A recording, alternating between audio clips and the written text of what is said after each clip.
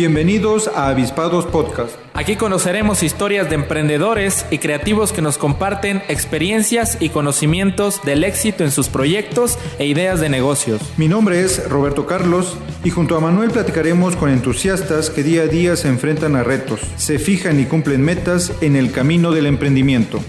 ¡Comenzamos!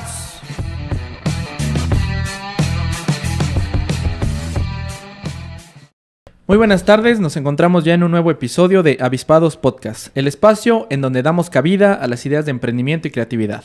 En esta ocasión, muy listos para escuchar una nueva historia. ¿Qué tal, Robert? ¿Cómo te encuentras, además de con calor? ¿Qué tal, Manuel? Bastante bien, motivado.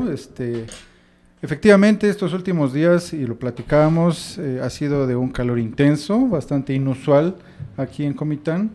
Pero bueno, ya nos vamos acostumbrando un poco a esta intensidad de calor, pero muy motivados el día de hoy al grabar un episodio más de Avispados Podcast, en donde hemos conocido fascinantes historias de talentosas personas que nos han acompañado en cada episodio. El día de hoy no es la excepción. El día de hoy tendremos una plática muy interesante y para eso me gustaría que tengas el honor de presentar a nuestra invitada. Sí, claro. Pues en esta ocasión estamos incursionando en otro aspecto del emprendimiento. Está con nosotros la hermana Sofía Laura Rangel Salazar. Muy buenas tardes. Bienvenida. Muy buenas tardes. Gracias por la invitación. Es un gusto tenerla por acá. Habíamos platicado con Robert acerca de esta posibilidad, incluso antes de que yo tuviera la fortuna de conocerla. Pero yo creo que pues se van dando las cosas, ¿no? Así se es. va todo acomodando. Totalmente. Así es. Pues si me permites voy con la semblanza por favor, aquí de nuestra invitada. Ella es la hermana Sofía Laura Rangel Salazar. Nació en la Ciudad de México en el año de 1960 en el seno de una familia católica, que además de inculcarle el valor de la fe, le enseñaron otros valores como vivir en la verdad y la importancia del estudio. Pertenece a una familia muy alegre, que les encanta la música y de tradición bailaban y tocaban instrumentos. A los 17 años ingresa al Instituto de Hermanas Dominicas de María. Hace su preparatoria en el Instituto Tecnológico de Estudios Superiores de Monterrey. Posteriormente, a los 21 años, hace su primera consagración a Dios y a los 26 años hace su consagración definitiva. Ha prestado varios apostolados dentro de su instituto, entre ellos la catequesis y la evangelización, el ser formadora para sus hermanas del instituto y es superiora general durante 12 años. Es la tercera vez que está en Casa Hogar de Niñas. Sus servicios han sido por tiempos largos. Cuando estuvo como superiora general, tuvo la oportunidad de viajar a distintos países de Sudamérica y Europa. También estuvo un año en Estados Unidos. Actualmente está en Comitán de Domínguez, Chiapas, en la Casa Hogar Don Bosco y Santo Domingo, casa donde se albergan niñas y adolescentes. Y en esta tarde se encuentra con nosotros aquí en el podcast. Bienvenida. Bienvenida. Nuevamente. Muchísimas gracias. Yo encantada de compartir con ustedes un ratito mi vida y mi fe. Sí, agradecemos mucho esta oportunidad. ¿Y cómo escucha usted, pasado el tiempo y en este presente, este recorrido que ha tenido durante estos años? Los lugares en donde ha estado, de acuerdo a la semblanza que nos comparte. ¿Cómo me siento en este momento? Al día de hoy, al recordar, digamos, este brevario.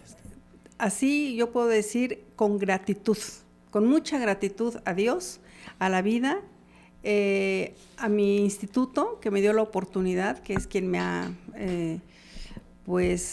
hecho este crecimiento, dado la oportunidad de crecer de esta manera.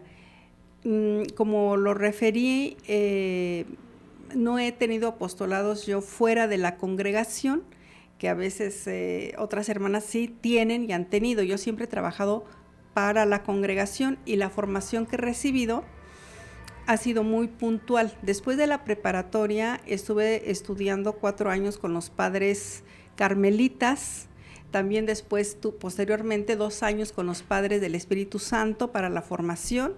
Después estuve en un instituto de estudios 7 años con los padres dominicos. Tuve la ventaja de que un sacerdote jesuita viviera con nosotros 20 años en una de nuestras comunidades y yo conviví con él en mis primeros años, 3 años de mi vida de formación, y luego estuve 12 años en la casa central viviendo. Él vivía allí en la casa. Y eso ha sido una riqueza, de verdad maravillosa, que el viajar nos da otra visión de la vida, no solamente de la vida religiosa, de la vida universal, de cómo cambian los tiempos, de cómo se desarrolla y cómo tenemos que irnos también nosotros actualizando y encarnando el Evangelio desde otra perspectiva. Ya no estamos en la iglesia de hace 40 y tantos años cuando yo ingresé a la vida religiosa. Entonces, ¿cómo lo veo? Con mucha gratitud. Esa sería la palabra. Mucha gratitud porque me han permitido estudiar, viajar, pero también me han ayudado mucho cuando me ponen en las casas hogares, me ponen con los pies en la tierra, en una realidad muy difícil, pero yo ya no soy la misma de hace 25 años que estuve aquí en Comitán, ni soy la que estuve en San Miguel de Allende 9 años antes de llegar aquí. He tenido un proceso también de estudio de la ley de la protección de la niña y adolescente en Guanajuato, y ahorita estoy estudiando la ley de la protección de niño y niña y adolescente en Chiapas, que es una riqueza. Yo creí que yo ya lo tenía aprendido, no, ahorita lo estoy estudiando y es una maravilla darme cuenta de las diferencias y de las riquezas que hay aquí en este estado, en esta ley. Entonces, pues el que Dios, mi instituto, me den esta oportunidad de seguir estudiando y seguir creciendo y aprendiendo, es maravilloso. Sí, la verdad que es una misión, yo creo que en diferentes puntos y en donde quiera que sea, diferentes partes del mundo, que es importante este tipo de figuras. Dentro de su semblanza nos menciona acerca de su familia y cómo se le fue inculcando el valor de la fe. ¿Cómo recuerda usted esos primeros años? Bueno, mi familia, como ya lo expresé, fue muy católica, siguen siendo católicos, y mis papás, mi mamá, bueno, educada en escuela de religiosas, igual que mis tías, pero para ellos había, además de, sí, vayan a misa, inculcarnos mucho la fe, estar cerca de Dios, siempre pedirle al Espíritu Santo que nos diera a conocer nuestra vocación, porque siempre nos lo dijeron, pueden ser casadas, pueden ser solteras, también es una vocación la soltería, y pueden ser religiosas. Entonces, en esa búsqueda y en ese oren y pregunten y pidan, pues fue donde fui encontrando cuál era mi camino, porque precisamente mi familia, al ser muy alegre, nos llevaban al teatro, nos dejaban ir a los bailes, nos llevaban a los bailes, era maravilloso. Había un concepto en la familia. Como no saben ustedes si se van a casar, si no se van a casar, ahorita que están jovencitas, arréglense, píntense, vístanse, bailen, luzcan, estudien, porque no sabemos el día de mañana si se casan, si les van a permitir hacerlo. Entonces ustedes ya no van a tener ese anhelo de bailar, de arreglarse. Ustedes ahorita, entonces tenemos esa posibilidad, esa oportunidad, y en esa oportunidad que tuve, llegó un momento donde a mí ya no me satisfacía ir ni al teatro, ni al cine, ni bailar. Empezó a haber un hueco emocional en mi interior. Mis hermanos me dicen ahora que ellos veían cómo yo lloraba y nadie sabía por qué lloraba. Pero es que yo hablaba con mi mamá y le decía que había un hueco, que yo ya no sabía qué hacer. Yo ya nada me alegraba, nada me daba un sentido. Y ellos trataban intentaron darme otras motivaciones dentro del mismo lineamiento, pues vamos a viajar, pues vamos a, no sé, a no limitarme a un gusto que yo tuviera. Pero aún así yo seguía sufriendo en mi interior y ellos lo veían. Y yo no sabía qué iba a suceder. Hasta que tuve la oportunidad de ir al santuario de Atotonilco, Guanajuato, y recuerdo que allí fue algo accidental, pero ahí conocí a nuestra madre fundadora, María Almaguer Soto, y cuando vi a esa anciana con su hábito antiguo, fue maravilloso. Yo recuerdo en este momento esto es lo que yo estoy buscando, esto es lo que yo quiero hacer. Yo nada más conocía religiosas en las películas. Hablo con ella me habla de la vida dominicana, etcétera, etcétera, y yo digo, madre, me vengo yo, un 23 de enero estoy aquí. Yo estaba era en diciembre cuando yo estaba hablando con la madre. Y yo llego a mi casa y le digo a mi mamá, ya quedé formalmente que yo llego el 23 de enero al Instituto de Hermanas Dominicas de María y hablé con la superiora, a la fundadora, y yo ahora me sorprendo y digo, ¿cómo no pregunté? ¿Cómo no? Era tanto mi anhelo y tanta mi decisión que yo no pensé consultarlo con nadie. Eso era lo que yo quería. Estaba decidida. Decidida. Muy joven, ¿no? Sí, se acabó mi pena, se acabó mi tristeza. Y bueno, claro que mi papá dijo, que se vaya, a los 8 días la vamos a tener aquí. Sí, porque pues, vamos a dejarla. Mi mamá no quería, mis hermanos no querían, porque un valor para mi familia era el estudio, que todos tuviéramos una carrera. Porque mi papá también decía, no sé qué suerte les vaya a tocar si se casan, si hay un marido bueno que las atienda, que las provea, pero si no, o si quedan viudas, pues tienen ustedes ya una herramienta. Entonces a todos nos proporcionó esa posibilidad, pero yo me vine a la vida consagrada. Entonces yo fui la única que dentro del seno familiar no terminé una carrera como era el deseo de mi papá. Entonces dijo, mi papá, déjala que se vaya. Al ratito la tenemos aquí, no dura 8 días. La vida religiosa es muy dura, pero yo ya venía dispuestísima y yo feliz en este estado de vida. La vocación es un misterio de verdad, porque es un llamado de Dios al corazón. Y yo recuerdo que hace 25 años, que estando yo aquí en Comitán, me invitaban a un movimiento que se llama Encuentro Matrimonial. Uh-huh. Y ya que logré asistir, porque era difícil por mis actividades, y era viernes, sábado y domingo, estando ante un crucifijo, ya muy noche, en esos días escuché, no voy a decir cómo nos escuchamos ahorita nosotros, pero en mi interior de una manera muy clara mi nombre desde el crucifijo, Sofía. Ese es mi nombre, mi primer nombre es Sofía. Entonces es un verdadero misterio, es algo que solo se escucha en el corazón. Sí, es algo muy, muy importante, pero hay que mantenerse también en oración. Sí, la oración es fundamental. Estar abiertos a lo que Dios nos pida y nos hable. Uh-huh. Y en esa etapa de juventud, ¿qué significó esa vida dominicana? O sea, ese nuevo, nuevo reto. ¿Cómo fue ese proceso? Yo he ido descubriendo en la vida que cuando Dios nos llama a un instituto donde nos va a redimir a cada quien. Habiendo tantos institutos, ¿por qué a la vida dominicana? ¿Por qué no me llamó a otra congregación salesiana, guadalupanas, etcétera, etcétera? Somos muchísimas congregaciones. Porque Dios sabe dónde yo me voy a redimir y dónde voy a alcanzar mi felicidad. Porque pudo ser cualquier otra. Y la vida dominicana tiene un aspecto que coincide con la idea de mi papá, el estudio. El estudio es fundamental, es parte inherente a nuestra vida. No se concibe un dominico si no estudia.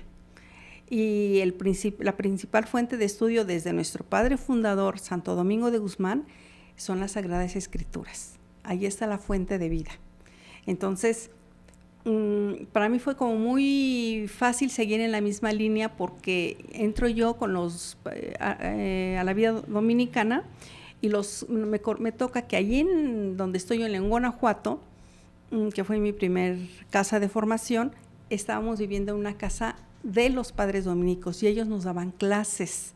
Entonces, desde su perspectiva, desde ver la fe, la vida de fe, la vida de entrega, ellos empiezan a explicarnos cómo se evangeliza, a enseñarnos la Sagrada Escritura desde otro punto de vista, más profundo, más creíble. Yo le encontraba razón a lo que iba leyendo y a lo que iba estudiando, pero fue la misma línea de estudio. Hay otras congregaciones femeninas que no le dan tanta importancia al estudio. Entonces, ¿por qué el ser dominica? Pues es que si Dios ya había puesto en mi corazón o en mi ser la necesidad de estudiar, el hambre de estudiar, pues el haberme llamado a la vida dominicana no era más que una continuación para dar respuesta a esa necesidad que Él había puesto en mí. Entonces el estudio, yo llego a una biblioteca, así, y me siento que estoy en mi mundo.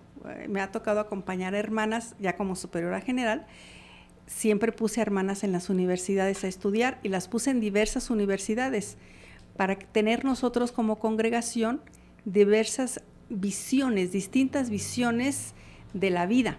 Entonces, si mandaba a 2 hermanas a una universidad, vamos a mandar a otras hermanas a otra universidad que tienen otra visión, a otras hermanas a otra universidad, unas para ciencias religiosas, pero a otras ciencias humanas como psicología, por ejemplo. Tenemos psicólogas educativas, psicólogas clínicas. Siempre tuve esa inquietud. Gracias a que tuve esa formación, pude ver la necesidad y la importancia de que las hermanas estudiaran. Claro. No puede ser de otra manera. Para poder dar razón de nuestra fe, necesitamos estudiar.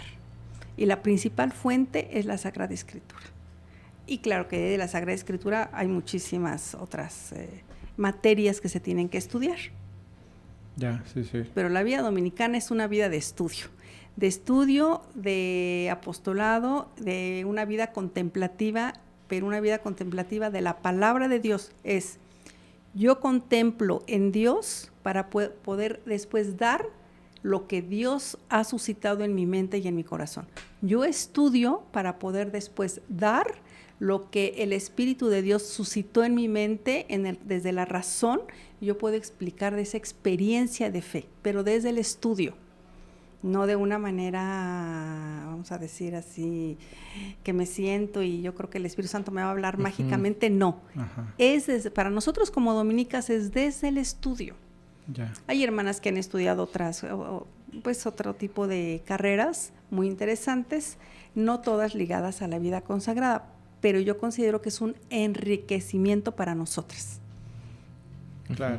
Sí, hay para nuestros amigos que nos escuchan que consideran que no necesitarán estudiar dentro de esta vida dominicana, pues no es así, al contrario. Sí. Uno debe ilustrarse, ¿no? Para poder también compartir ese mensaje y esos conocimientos. Ya estamos. Independientemente a ello y de esta formación, me platicaba también fuera de micrófonos que algo que la ha ilustrado mucho ha sido trabajar en distintas partes, incluso fuera del país. Así es. En su corto recorrido, o cuando usted iniciaba, porque me decía que fue hace como 40 años que estuvo usted en Estados Unidos, ¿verdad? Así es. Y que notaba algunos contrastes acerca del cómo la población latina era vista en aquella tierra. ¿Nos puede hablar un poquito acerca de ese paso que tuvo por allá? Sí, durante ese año que estuve en Estados Unidos fue muy interesante porque tanto la vida consagrada, la vida religiosa, era vista con muchísimo respeto por todos, sacerdotes americanos, los migrantes, por todos. Pero también los mexicanos siempre se les veía como la gente más trabajadora, más honrada, tenían siempre trabajo. Los mexicanos tenían más aguante en todos los sentidos, o sea, en el trato, eran los que podían también salir adelante con mayor facilidad porque se les daba trabajo, más honrados también. En cambio, pues desgraciadamente a los sudamericanos, centroamericanos y sudamericanos no se les veía de la misma manera, no se les daban las mismas oportunidades. Decían, es que son más flojos que los mexicanos. No voy a decir qué países, pero sí, decían, son flojos o son ladrones, son deshonestos. Ahora tenemos una comunidad estable allá en Florida. Nuestras hermanas tienen una casa misión. Es otra situación muy distinta, ¿sí? Al paso del tiempo, también a nosotros los mexicanos ya nos ven ya hay menos oportunidades de trabajo, también hay más dificultades, ya no se les ve que tengan tantos privilegios como entonces. Ni la misma vida religiosa se tiene la misma apertura, ni se tiene la misma aceptación, porque la vida en general del catolicismo ha bajado de adeptos o de católicos, ya son muchos menos, hay muchas sectas, entonces pues ya no existe el mismo, vamos a decir así, privilegio del que gozamos hace más de 40 años. Antes el ser religiosa era tener la puerta abierta en cualquier lugar, ¿sí? Y tratársenos con mucho respeto. Ahora ya no. Ahora, aunque nos vean con un hábito completo, nuestro velo, nuestro hábito largo, etcétera, ya no nos tratan con esos privilegios. Y yo creo que es una gracia, un regalo, vivir en este momento ese cambio, porque ahora podemos vivir más el Evangelio como Jesús. Jesús no vivió ningún privilegio. Jesús era el hijo del carpintero, al que se le llamó, es un loco, como dice que es el profeta, como dice que es el Mesías. Si lo conocemos, es el hijo de María y de José, conocemos a su familia. Él no tuvo ningún privilegio. Y nosotros, la Iglesia Católica, ha tenido privilegios muy grandes y muy buenos durante muchos años. El momento difícil que estamos viviendo ahorita como Iglesia Católica, y que nos toca a nosotros también de una manera experiencial, es muy bueno, porque nos da la oportunidad de ser más fieles al Evangelio y de vivir más cerca de Jesús lo que Él vivió. Ese desprecio, ese ser ignorados, ese ya no tenemos todos los privilegios y nos lo han hecho sentir. Y qué bueno, porque a eso nos consagramos realmente, para vivir como Jesús. Uh-huh. Y la misma situación histórica no estaba a modo para vivirlo así, por los privilegios que teníamos. Ahora ya no. Ahora sí tenemos la posibilidad de vivir de una manera más cercana, más coherente el Evangelio. Uh-huh. Sí, de hecho, ahora que me lo comentó, me llamó la atención, me sorprendió de que me lo dijera, porque de forma externa yo en algún momento he pensado que incluso pudiera haber cierta preocupación por la iglesia en ese aspecto, en el aspecto de toda la división que ha habido y la diversidad y demás, pero desde la visión que usted lo comenta, pues sí, o sea, es muy claro también que puede verse también un privilegio distinto el vivir en esta época y la forma en que uno lo está profesando, ¿no? Exactamente, y yo creo que para todos los católicos es un reto maravilloso. Yo hablo desde mi perspectiva como religiosa, porque sí lo hemos sentido de pronto, que ya no dicen pase madre, adelante hermana, ya no, sino señora, ¿qué necesita? O señora, ¿qué viene? Aún cuando vayamos con todo el hábito religioso, ya no. Entonces uno entiende que ya no son católicos y uno dice, qué bueno que ya no gozamos de esos privilegios que nos hacían vivir como en un estatus superior. Qué bueno que ahora sí podemos, es una gran oportunidad de vivir el Evangelio. Y además, cuando tuve la oportunidad de vivir en El Salvador por periodos cortos, pero con experiencias muy fuertes por la muerte de Monseñor Romero, ahora San Monseñor Romero, pues ahí vimos muertes de jesuitas, como a estos sacerdotes los mataron por vivir ya en la verdad, religiosas católicas, cómo fueron asesinadas también, catequistas por vivir el Evangelio. O sea, ellos ya iban adelante de nosotros, más que en México, de vivir realidades muy difíciles. Y nos toca palpar toda esa historia de sangre y que lo entregaron por el Evangelio. Entonces yo creo que nos vamos preparando para vivir otra etapa en la historia, claro, en nuestra historia. Y claro, es esa vocación la que hace verla con esa perspectiva, ¿no? De decir, bueno, así tiene que ser y no como pensaríamos, ¿no? Esa preocupación, sino cómo se afronta la situación. Ahorita nos platicó un poco de esa experiencia en Estados Unidos, pero ha tenido la oportunidad de estar en otros países. Y de acuerdo a las diferentes culturas que tiene cada país, ¿cómo se vive el catolicismo en los diferentes países? Qué interesante pregunta. En Europa todavía con muchísima tradición. Allá sí existe el respeto, pero siempre y cuando vayas con sotana, los sacerdotes, o con su alzacuello, y nosotras religiosas con nuestro hábito. Ahí sí es todavía una vida muy tradicional. Se ve una espiritualidad todavía así, muy, muy tradicional, ¿sí? Estamos todavía como muy protegidos, yeah. ¿Sí? Pero sí hay que portar siempre el hábito o en caso de los sacerdotes, su sotana o su cuello clerical y su traje negro, que se distinga que son sacerdotes.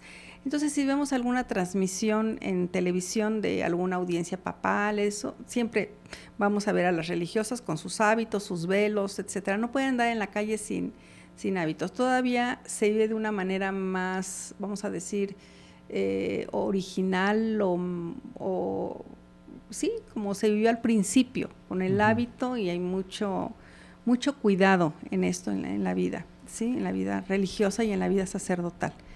Uh-huh.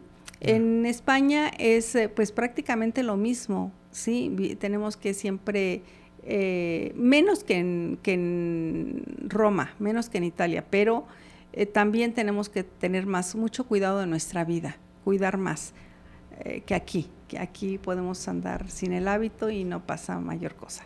Sí tenemos que andar con hábito, pero no sucede nada si nos cambiamos, pero sí es diferente.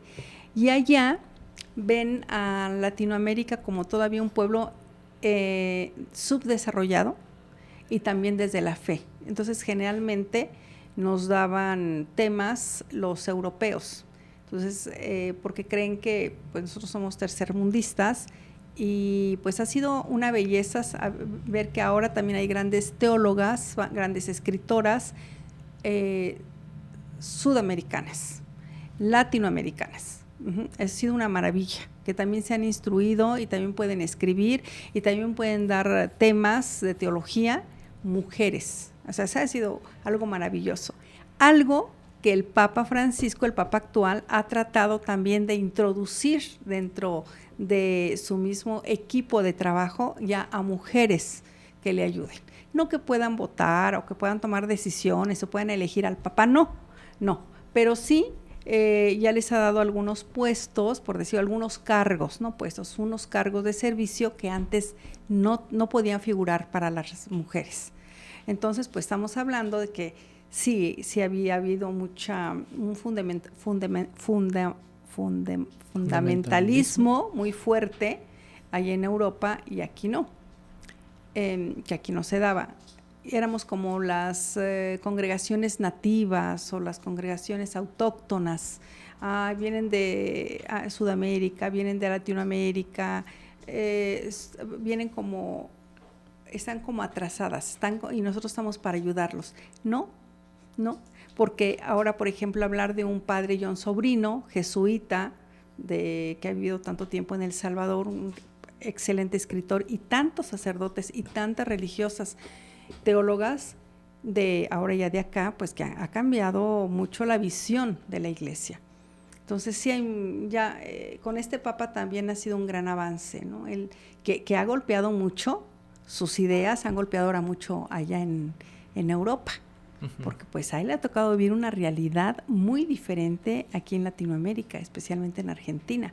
Él viene de un pueblo de mucho dolor y que surgió de esa lucha y de ese dolor.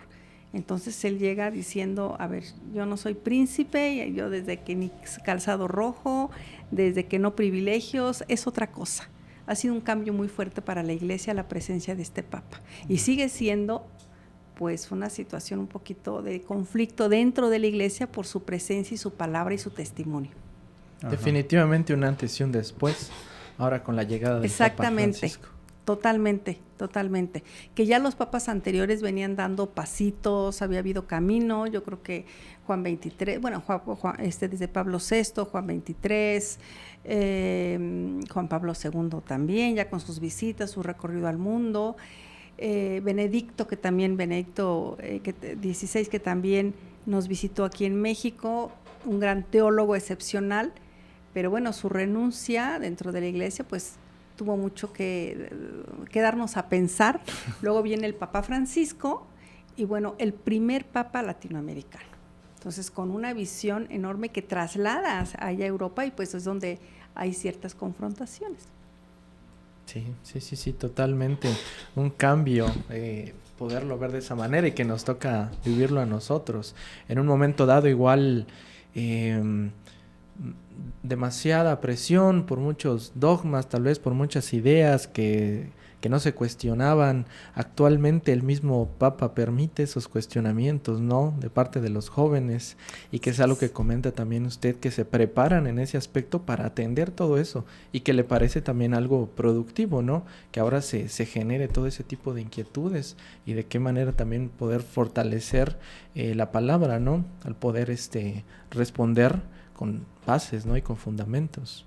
Sí, yo creo que algo muy importante que debemos de tocar en este momento es cómo los laicos, o sea, toda la gente que no son consagrados, que no han consagrado su vida a Dios, como aquí ustedes, los presentes, todos los casados, solteros, todos los que son católicos, pero que no han consagrado su vida, se han ido preparando cada vez más.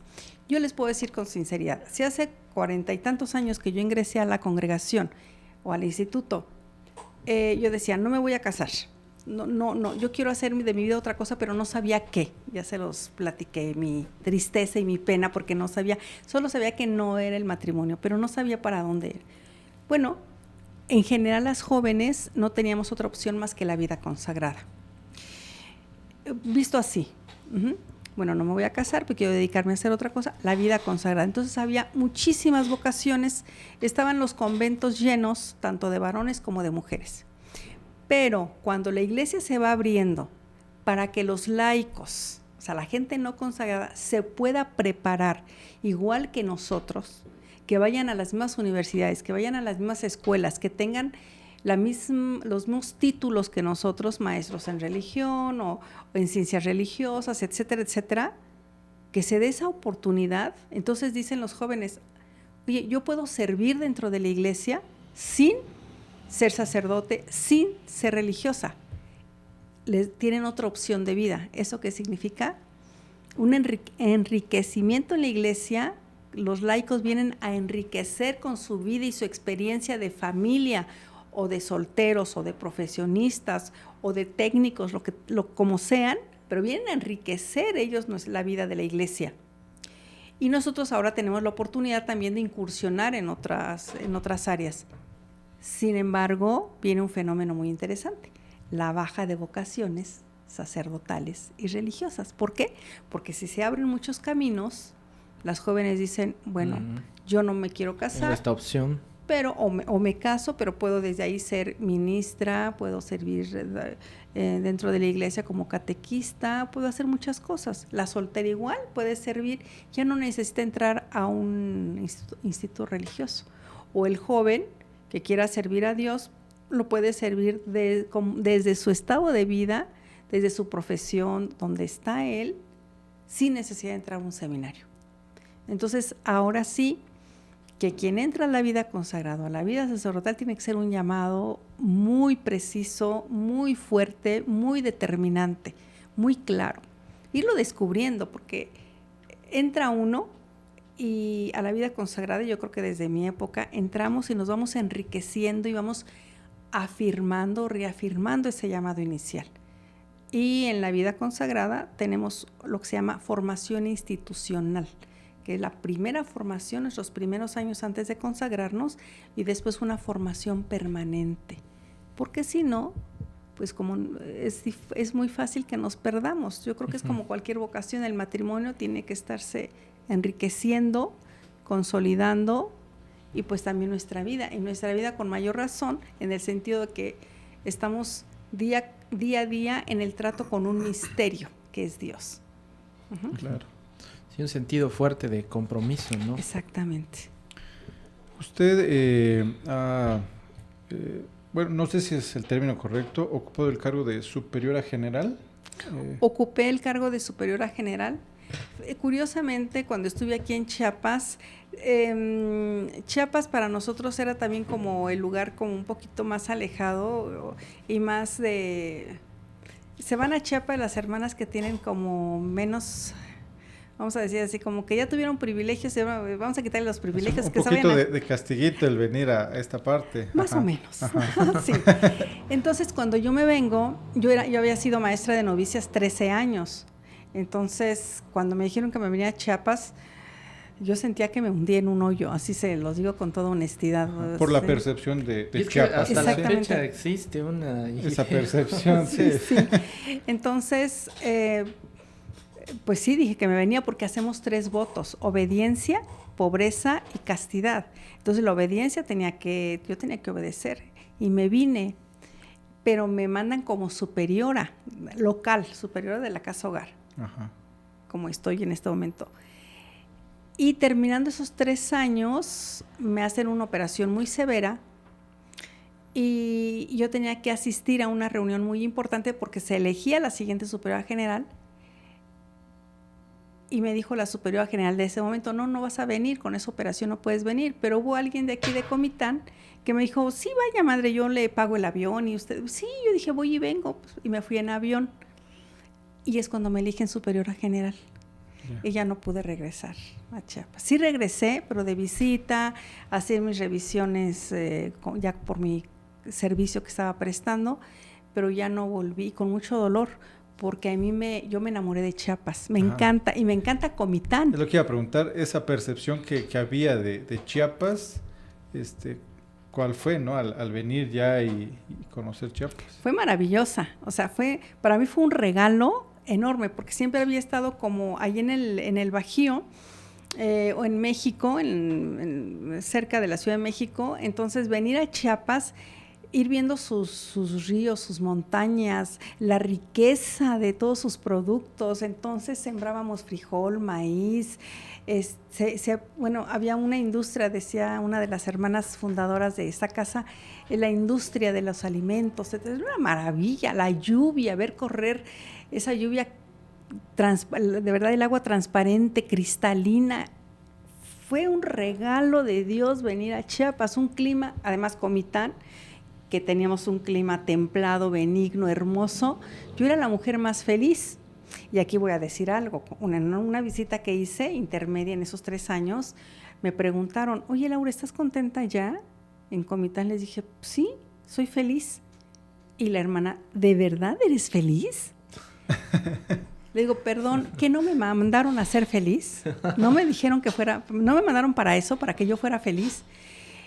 Bueno, entonces me voy como superiora general a conocer este mundo diferente y a seguir estudiando, porque tenemos que estar siempre en cursos y viajar y estar en las diferentes, visitar todas las comunidades que tenemos, etcétera.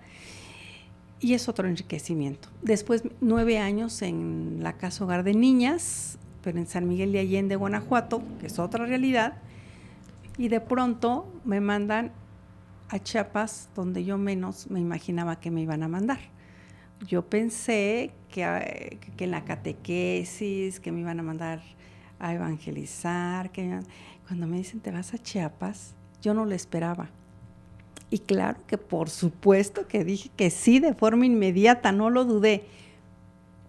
Vengo a un Chiapas que ya no es el de hace 25 años. Y vengo a una cultura donde las niñas y jóvenes ya están acostumbradas tienen otros hábitos, simplemente el uso del celular, etcétera, etcétera, ¿no? Acaba de pasar el COVID, muy acostumbradas a estar en la computadora, y yo venía todavía con la cultura de hace 25 años, y llego y nos toca sufrir a ellas y a mí, ya hablando del momento actual, mi inculturación a una nueva realidad. ¿Sí? Ya Comitán ya no es el mismo Comitán. Las niñas ya no son las mismas niñas, la gente ha cambiado, pero yo también.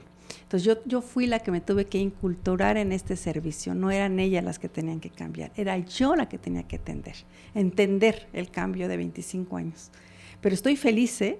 Para mí Comitán sigue siendo, y me dicen, es que se fue usted donde usted tenía su corazón, así me dicen algunas hermanas. Madre, es que esto está donde siempre quiso estar, en Comitán. Y ahí se me notaba mucho que me gustaba Comitán, sí se me notaba bastante que estaba enamorada de Comitán. Después de tanto tiempo. Me encanta, y muy agradecida con Dios y con mis hermanas que hayan pensado que pudiera estar aquí.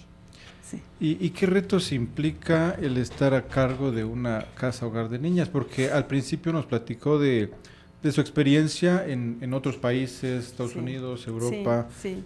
Pero decía también, bueno, el venir también es toparse con otra realidad. ¿Qué dificultades hay y también qué bondades, ¿no? Porque las hay. Yo creo que la principal dificultad cuando llegué fue yo misma, que venía con otra idea, ¿sí? Y me iba a encontrar con una situación de hace 25 años que no fue así. Fue que yo me tuve que inculturar en la nueva realidad de las niñas y las jóvenes. Yo creo que esa fue la principal dificultad, y hasta la fecha el tratar de entender ahora a las jóvenes desde su realidad sigue siendo un reto maravilloso. Pero también ha habido otra cosa, que ahora yo he tenido que pedir disculpas muchas veces a ellas, discúlpame porque yo te di una respuesta inadecuada, porque no fue así, tenía que haberte escuchado. Nos han enseñado muchas cosas, cómo tenemos que platicar así, sentados, como se tiene un diálogo, no de pie, no corriendo, y a veces no nos damos el tiempo. Las niñas y las jóvenes vienen con historias de sufrimiento innombrables, que hace 25 años no había. Hace 25 años podíamos hablar de mucha pobreza, una pobreza extrema, y que venían de comunidades indígenas también con historias muy particulares y muy difíciles, pero ahora, desde muy pequeñas con enfermedades muy graves por todo lo que se consumió, con historias de familias también muy delicadas, de delincuencia, drogas, etcétera, con daños muy severos a nivel físico, emocional. A veces nos llegan de 14, 15 años sin haber estudiado nada. Entonces, sí son otras situaciones diferentes, otros retos distintos, otros desafíos, donde hay que ubicarlas, donde van a estudiar todas, que no estén nadie sin estar ganándose una herramienta para una vida futura. Entonces, esos son desafíos. ¿Sí? El primer desafío soy yo misma, el poder yo entender esta nueva realidad. He encontrado mucha apertura también en las escuelas. Me encanta Comitán porque es un lugar muy cercano. Si vamos a Lina es un lugar cercano, vamos a Presidencia es un lugar cercano, pero no solamente geográficamente, sino también de poder estar con las personas y poder hablar con ellos es muy sencillo, es mucho más fácil, más práctico, vamos a decir, ¿sí? Con la gente de vialidad, de protección civil, etcétera. Entonces, desafíos, también los desafíos es cómo vamos a registrar esta casa hogar, la vamos a regularizar y la vamos a certificar. Es un tema muy complejo, de mucho trabajo. Llegamos a una casa que es un monumento histórico, 140 años. Entonces, que si entra Protección Civil a revisar ya claramente no nos la va a aprobar. Entonces, ese es un desafío. Y qué interesante que hace 25 años yo no me lo hubiera planteado. Y hace los 9 años que estuve en Casa Hogar en San Miguel de Allende, y antes de venir para acá, hicimos todo ese trabajo de registro, autorización y certificación que nos llevó 2 años y medio. Y logramos hacer, me mandan para acá y encontramos que hay que hacer todo. Y todo es desde la infraestructura de la casa, que no teníamos un espacio de psicología, de trabajo social, no teníamos espacios para hacer ciertas cosas. Entonces, pues es un reto muy interesante. Lo más maravilloso es que decirles a las niñas, a las adolescentes, a las jóvenes, esto les va a dar una nueva dignificación a su vida. Si tú les das un espacio a las niñas digno de vida, ellas saben que son valiosas. Ese es un desafío muy bueno. Entonces, ¿eso implica dinero? Sí. ¿Implica trabajo? Sí. Pero tú no le puedes decir a una persona que vive, que tiene mucha dignidad y que va a darle una resignificación a su vida si no tiene un espacio digno para dormir, para vivir, para alimentarse, todo. Hace poquito, nada más como anécdota, nos regalaron muchas copas de diferentes lugares, no sé por qué. Hoy terminaron de hacer en el comedor un espacio solamente para copas. La semana pasada nos decían, ¿qué necesitan? Batas de baño. Batas de baño, y las chicas, ¿para qué batas de baño? Para que salgan ustedes muy protegidas, se sientan muy bien. Entonces, otro desafío, ir como elevando el nivel de vida de ellas en todos los sentidos. Sin embargo, no las obligamos a ser católicas, que ellas lleguen profesando la religión que les hayan infundado o infundido, en su momento es valioso. Si no traen religión no pasa nada.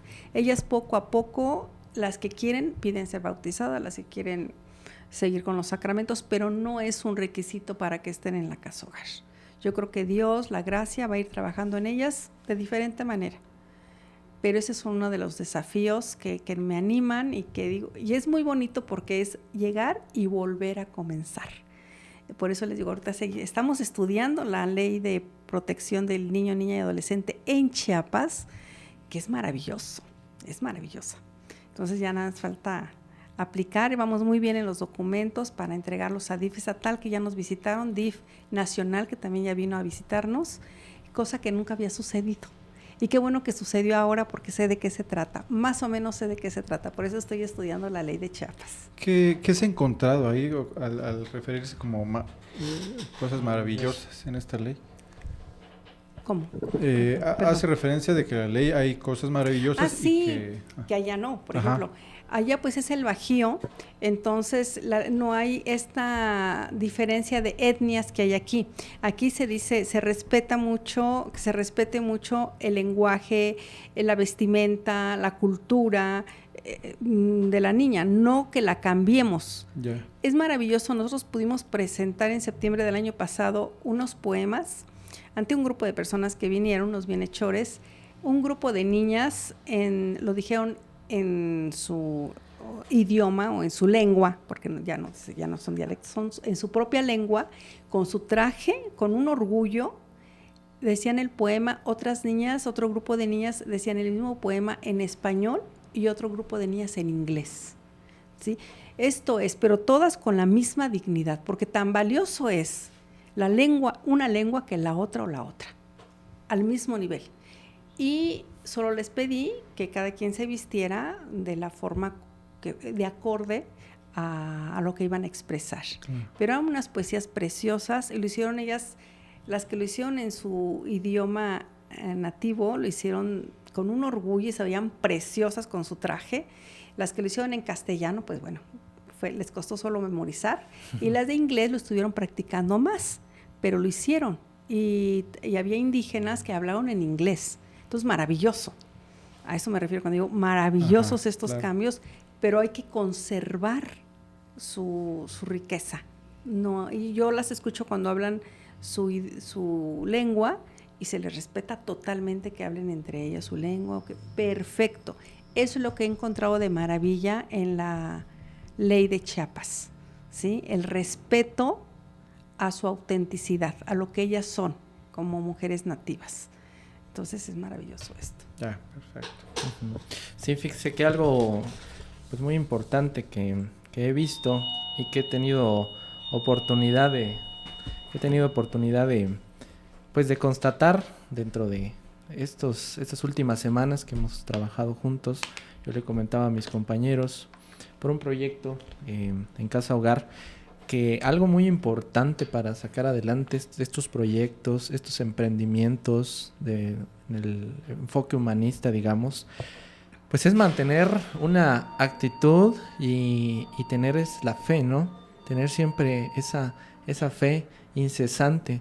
La verdad es que creo que es algo que independientemente de los hábitos, independientemente de la formación, creo que nos puede traer cosas muy buenas en general a todos, digamos, teniendo un poquito el enfoque de esa manera. Así con una visión de actitud, con una visión positiva, sea lo que sea que nos dedicamos. Yo le comentaba a mis compañeros que era algo que veía, que predominaba, porque hay veces que lo respalda las vivencias que ha tenido, el recorrido que ha tenido. Hay veces que nos cerramos un poquito, que nos limitamos, porque tal vez como no hemos visto, digamos, lo relacionamos un poco tal vez con el tema de la fe, como no hemos visto, tal vez no creemos muchas veces, pero qué maravilloso es cuando podemos creer, cuando podemos previsualizar, cuando podemos casi palparlo sin que haya sucedido, porque realmente nos acerca muchísimo a que las cosas sucedan. Y eso considero que aplica para muchos tipos de emprendimientos, ahí para quienes nos están escuchando, y porque yo cuando lo he puesto en práctica he visto que funciona. Y en este caso lo he visto ahí con ustedes, porque también nos hemos enterado de diferentes proyectos que han habido. Hace poco nos visitó por acá la licenciada Janet, que ahí mandamos un saludo. Y hay iniciativas que vemos que permean de manera positiva al futuro de lo que puede ser Casa Hogar. Por ejemplo, veíamos el tema de acercarles un poquito a ellas una visión más amplia, por decir, en el hecho de compartir un poco las diferentes profesiones y saber que existe, que hay vida más allá del lugar en donde están, ¿no? De que el mundo está, pues ahora sí que en la palma de su mano, y que es posible. Entonces, qué maravilla, porque el lugar en donde están no determina su destino. No. O sea, o el mejor dicho, de dónde vinieron, o las vivencias, o las dificultades que pueden haber, pues no lo determina, y las posibilidades pues son inmensas. Entonces, es algo que he visto, Bueno, la diferencia de hace 25 años ahora que estoy aquí es precisamente esto, que la gente también está más abierta a apoyar, a acercarse, más voluntarios. Esto que les comentó la licenciada Janet, sí, que lleguen diferentes profesionistas y les hablen de sus historias de vida, muy interesante, muy bueno. También ahora tienen ellas la posibilidad tenemos un pedazo de tierra que nos prestan, de seguir cultivando la tierra, porque eso es maravilloso. Antes se lo hacía como trabajo, ahora lo hacemos como una inversión en su formación. Vamos a invertir en este pedazo de tierra para que ellas aprendan, sigan amando la tierra. Unas sí vienen de sus comunidades originarias y sembraban, muchas otras no. Entonces, que amemos la tierra, que aún la tierra es tan amable con nosotros. Pero bueno, en Comitán, ahora lo que yo encuentro, por ejemplo, para ahora del Día del Niño, además un sinfín de personas que se acercan, no se diga en Navidad también, a ayudar, escuelas, grupos altruistas. También recibimos a los grupos que no son católicos, los recibimos encantadas de la vida, que nos den su experiencia de Dios desde su punto de vista y compartan con las niñas. También es un enriquecimiento. Entonces, esto que hay ahora no había hace 25 años. Y nosotros estamos en la apertura de recibir a la gente y que las niñas lo escuchen. Pero de verdad que algo que no había en el Bajío es eso. Decían, ¿qué vamos a hacer para el Día del Niño? Porque allá sí teníamos que organizar nosotras todo el Día del Niño, los juegos, los regalos. Aquí no hay necesidad porque es un evento, otro evento. Creo que fueron 3 o 4 días de eventos. Antier todavía eran las 9:30 de la noche, estaban llegando con pasteles, pizzas, una cosa de todo el día. Antes no había esa sensibilidad y ahora muchas empresas pues lo hacen también. Ya se acercan o por las escuelas, las universidades, a hacer alguna obra con las niñas. Entonces es maravilloso todo esto. Ha cambiado mucho. Ya que menciona ese punto, quienes nos están escuchando, ¿de qué manera se pueden sumar? Pueden visitar la Casa Hogar tranquilamente y comunicarse. Quien lleva la logística de todo esto, estos apoyos, es la hermana Petra Domínguez Pablo. Yo soy la superiora, ella es la directora y ella como directora lleva la logística de todos estos encuentros, estos eventos. Van a llegar en qué momento, en qué va a consistir el encuentro, cuánto tiempo, así para que no se nos empalmen 2 eventos a la vez. Entonces pueden sumarse. Y pueden acercarse también a llevar todo lo que gusten en especie, todo lo que sea ropa que ya no usen. Nosotros lo que es para las jóvenes, ellas más lo eligen, o las niñas, y lo que no, se vende. Y eso nos sirve también para gastos. También se pueden sumar de esta manera. Todo lo que es especie, que ya no queremos los artículos de cocina o en la casa, etcétera, también los pueden llevar. Y bueno, pues lo ordinario, que son cuestiones en especie de alimentos o de aseo, de higiene para personal o para la casa. Todo es bien recibido, todo es bienvenido. Perfecto, pues ahí está la invitación a quienes nos están escuchando, sí, para poderse sumar, porque yo creo que es una buena manera. A veces hay quienes quieren hacerlo, tienen esa sensibilidad, pero tal vez no conocen los canales. Entonces creo que es muy importante. Y que pidan mucho a Dios por cada una de las niñas y por nosotras. Eso es algo muy, muy necesario. Que a ellas les dé la luz de que su vida tiene otro destino, un muy buen destino, y a nosotros que nos dé la sabiduría para guiarlas. Correcto. Pues nos vamos acercando ahí a la parte final. Quisiéramos preguntarle, desde su conocimiento, desde su postura y a su juicio, ¿cuál considera que puede ser uno de los mensajes más importantes del catolicismo? Que de verdad el catolicismo no se quede en una idea o en un raciocinio, en un razonamiento, o solamente en un aprendizaje de oraciones o de teorías, o de ir O sea, no solamente ir a misa cada 8 días o confesarnos con frecuencia, no solo eso, sino que busquemos tener la experiencia de la persona de Jesús en nuestra vida. Que la oración se hace desde el alma, desde el corazón, no necesariamente siempre frente al sagrario. Ojalá que podamos estar frente a un sagrario, pero cuando no, que Jesús está en cada ser humano. Ahí te está hablando, ahí te está pidiendo cariño, amor, amabilidad, bondad, ¿sí? Ese sería el mensaje, que tengamos toda nuestra confianza en este Dios, y más en tiempos tan convulsos, que no nos preocupemos, no nos angustiemos, ¿qué va a pasar? Que confiemos en que Dios siempre está, Dios no va a cambiar. Dios es un Dios de esperanza, un Dios de confianza, un Dios que resucitó. Entonces, que con toda la confianza oremos para que este mundo siga siendo cada vez un mundo mejor, que no nos desanimemos. Jesús nos enseñó que sí hubo la muerte necesaria, pero la resurrección final. Entonces, una confianza, y más en estos momentos que vivimos tan especiales, tan convulsos, tan difíciles, de tanta incertidumbre, que tengamos una total confianza en Él, pero como una experiencia de vida. Jesús es el Señor de mi vida. Dios Padre me creó, Dios Hijo ya entregó hasta la última sangre para salvarme, y Dios Espíritu Santo encamina mi vida. No tengo nada que temer. Perfecto. Gracias por tu mensaje. Bonito mensaje. Pues ya estamos finalizando. Ha sido una plática, la verdad, bastante interesante y motivadora al ver pues esa vocación que hay y que motiva también para hacer más, ¿no? Hemos hablado con emprendedores desde el aspecto pues de negocios, deportistas, pero ver también esta labor tan maravillosa de fe que hacen y de ayudar, pues la verdad que es bastante interesante y motivador. Hay una pregunta que le hacemos a todos nuestros invitados. Si en este momento tuviéramos una máquina del tiempo y que le permitiera viajar unos años atrás, ¿qué fecha elegiría para que se encuentre consigo misma y qué le diría a Sofía Laura de esa época? Muy interesante pregunta, y no me la había hecho, pero me encanta. Yo creo que viajaría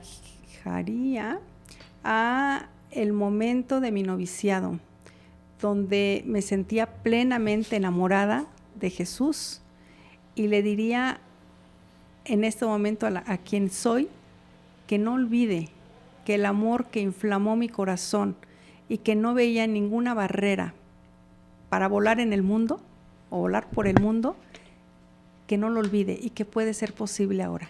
Solo me hace falta seguir tan enamorada o más enamorada de ese Jesús que un día me llamó, sin yo merecerlo, ¿sí? Eso, regresaría a mi noviciado. El noviciado es cuando nos preparamos para consagrarnos, y son 2 años que nos dan de formación, de mucha oración, y fueron 2 años maravillosos donde me enamoré. Yo me acuerdo que así no tocaba el piso de amor cuando iba a hacer mi consagración. Entonces yo quisiera poder estar en ese momento y decir que regresar, y que esta Sofía Laura de ahora pudiera tener las alas tan grandes como las sentí en ese momento, y decir, nada me va a detener. ¿Por qué? Porque estoy enamorada de ti, porque tú me amas, tú eres mi Señor. Entonces, porque tú me amas, yo te amo. Eso es. Qué bonito viaje, ¿no? En el tiempo. Pues la verdad, insisto, todas las pláticas han sido muy sustanciales, y el ver esa fe, el ver esa vocación que tiene, la verdad es motivante. Muchas gracias por esa labor que hace, que es importantísima en la casa hogar, y pues ese mensaje también para quien quiera sumarse, quien quiera ayudar, quien quiera conocer, porque como decía Manuel, hay que conocer pues esas necesidades y lo bien que se está trabajando para motivarse y aportar, ¿no? Porque pues todo ayuda para poder pues seguir con las labores en la Casa Hogar de Niñas. Uh-huh. Sí, pues agradecemos mucho su tiempo, su mensaje, la dedicación también con que nos platicó muy amablemente este recorrido, este trayecto, y pues felicitarla por el encontrar esa vocación y el poderla llevar de esa manera. La verdad es que si hacemos este podcast es en parte para quienes tal vez tienen todavía la inquietud de por dónde puede ser el camino, que puedan hacerlo, que puedan encontrarlo. A veces tenemos que tomar decisiones a muy temprana edad, pero considero que al final de cuentas creo que si tenemos una plena fe, si creemos en nosotros, si conocemos también las diferentes oportunidades que hay y tenemos también la capacidad de ver más allá y de creer en que podemos cumplir nuestras ideas, nuestros sueños, al final de cuentas tiene que salir bien. Entonces agradecemos que en esta ocasión haya sido su experiencia la que nos ilustre todo esto. La agradecida soy yo, de verdad. Muy buenas noches a todos. Muchas gracias. Pues así cerramos, recordando que nos encuentran en redes sociales como Avispados Podcast, en TikTok, Facebook e Instagram, y en su plataforma de podcast favorita, Spotify, Amazon Music, Google Podcast y también en YouTube.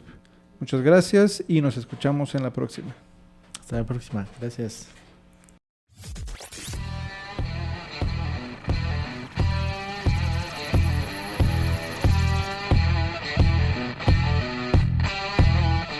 Gracias por haber escuchado este episodio y ser parte de la comunidad de Avispados. Síguenos en redes sociales como Avispados Podcast y nos escuchamos en el siguiente episodio. Si quieres apoyarnos, comparte este episodio, dale clic a seguir, deja una reseña y déjanos 5 estrellas en Spotify y Apple Podcast.